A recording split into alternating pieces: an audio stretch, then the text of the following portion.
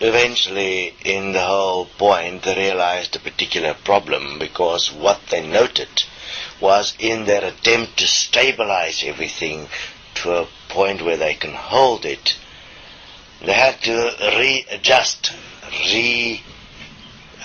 equate the law of balance, because the law of balance was actually causing the ultimate unbalancing.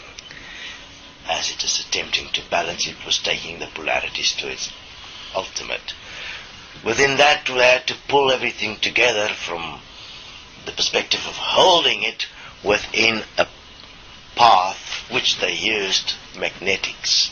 And the magnetics, obviously, they used in conjunction to what you now understand to be gravity. They had to use the pulling force of gravitational forces, which is basically based on the action of spinning, holding in balance, changing the principle of balance, which in itself is the creation of the machine.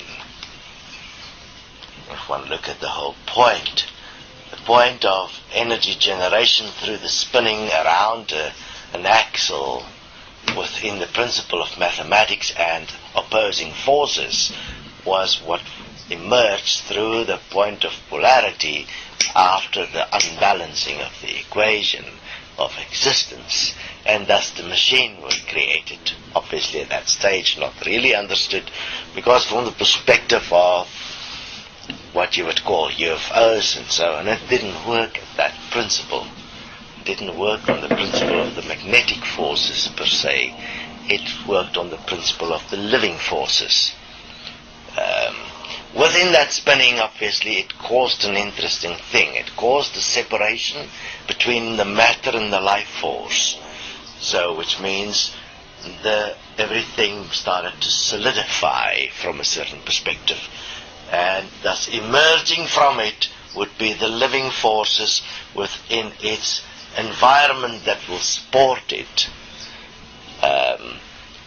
intricately interlinked to its source. Similarly in nature, still balancing itself. Obviously what the beings that was then in control didn't realize was what was really going on, that they are not really directing it, because they were acting on an events horizon. That means events would take place forcing their hand, which is how they eventually had to create heaven. What did they understand is that they have a problem.